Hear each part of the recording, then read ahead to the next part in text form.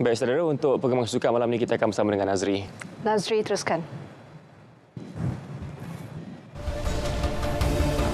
Harimau Malaya tidak mudah koyak.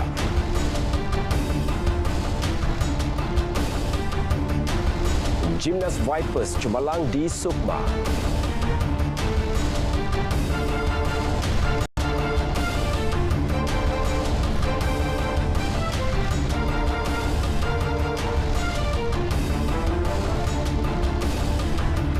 Terima kasih Faris dan Hazel. Assalamualaikum, salam sukan untuk semua. Dimulakan dengan perkembangan sukan bola sepak.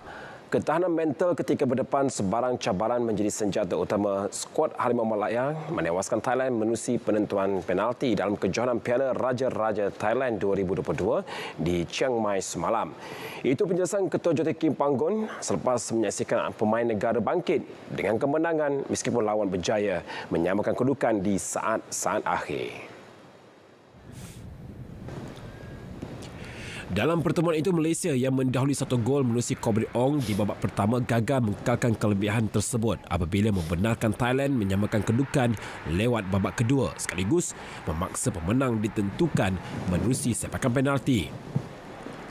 Pada pertemuan tersebut, pemain negara berjaya mengekalkan ketenangan apabila menyempurnakan semua sepakan sekaligus menghampakan tuan rumah dengan keputusan 5-3. Menurut Panggon, beliau berasa gembira melihat respon pemain negara yang tidak mudah koyak dengan cabaran daripada pasukan Thailand.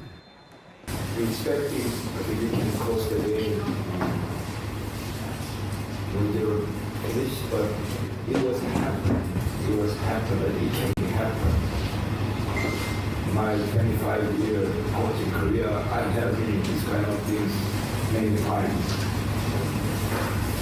But what our Harimau Malaya players show me, all the time, their commitment, all the fighting spirit, confidence. So I was really our players. I think they are strong now to overcome this kind of situation. But tonight, I was fully trust all our players to do it.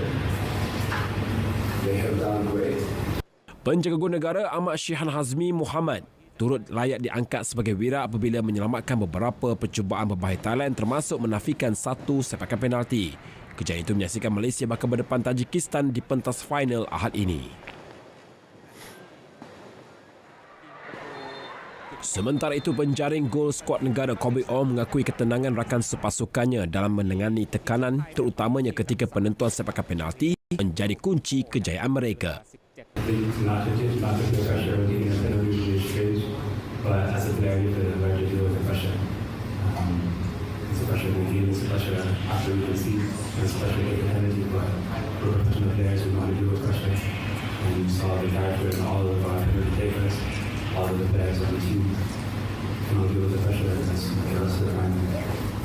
Pemain Johor Darul Ta'zim itu juga yakin pemain negara mampu mengekalkan momentum kemenangan ini ke atas Tajikistan pada aksi final Ahad nanti. Tajikistan marah selepas menewaskan Trinidad and Tobago 2-1 pada aksi petang semalam. Malaysia pula pernah menjulang trofi Piala Raja Thai sebanyak 4 kali iaitu pada tahun 1972, 1976, 1977 dan 1978.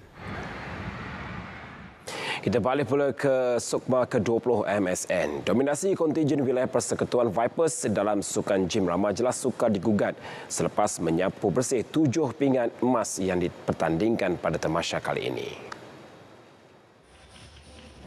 Selepas cemerlang dengan 2 pinggan emas dalam acara berpasukan, kecemerlangan skuad Jim Rama Vipers diteruskan dalam acara individu. Sebanyak 4 apparatus dipertandingkan iaitu gelung, bola, belantan dan ribbon. Li Zan Tan Di Hui berjaya mengadakan 2 emas bagi apparatus bola dan gelung, manakala Valerie Ng Ziyi menguasai apparatus belantan dan ribbon. Pengurus pasukan Karissa Lee amat berpuas hati selepas anak buahnya yang terdiri daripada muka baharu berumur 12 hingga 15 tahun itu mempamerkan prestasi mengagumkan. This is out of our expectation because due to COVID 2 years we didn't manage to practice that much, but they did very well and they practiced very hard and we managed to hold up that goal. Vipers muncul juara keseluruhan dalam Sukan Jim Rama dengan 7 emas, 4 perak dengan keseluruhan 11 pingat.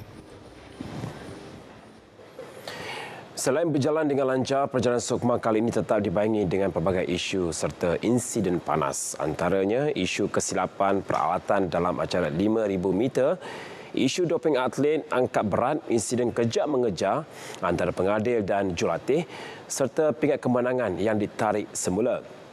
Namun Ketua Pengarah Majlis Sukan Negara Datuk Ahmad Syafawi Ismail berkata semua ini adalah sebahagian daripada asam garam dalam penganjuran Tamasya Sukan. Beliau mengakui MSN telah mempunyai strategi mereka untuk mengatasi segala isu berkenaan selain memiliki pasukan pegawai yang berpengalaman luas menanganinya mengikut saluran yang ditetapkan.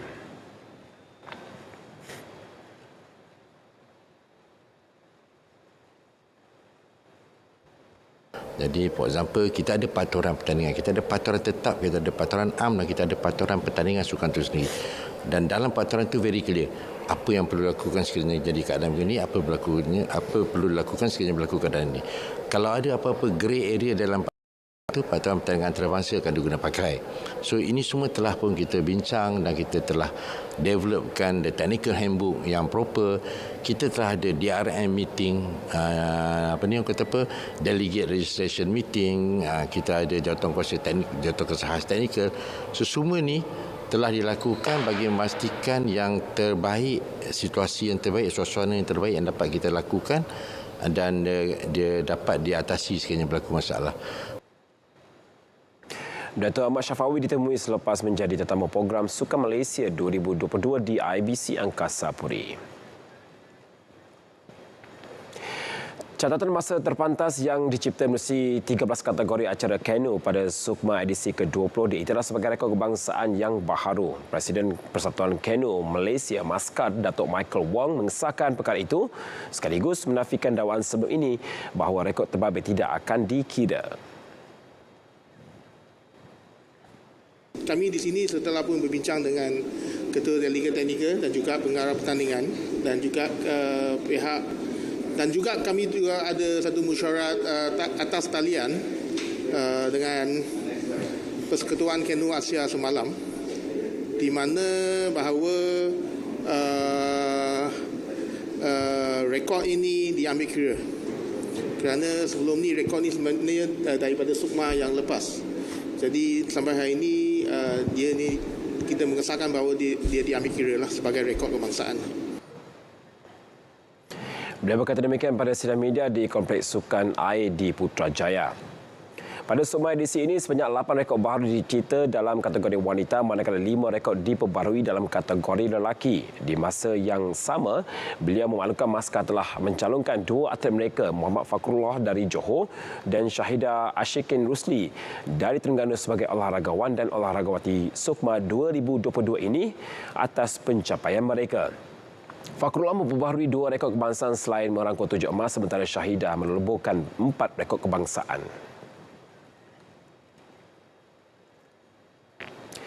Bintang Paris Saint-Germain Kylian Mbappe meledak 1 gol menarik buat skuad kebangsaan Perancis ketika menewaskan Austria 2-0 dalam aksi Liga Negara-Negara UEFA di Paris awal pagi tadi.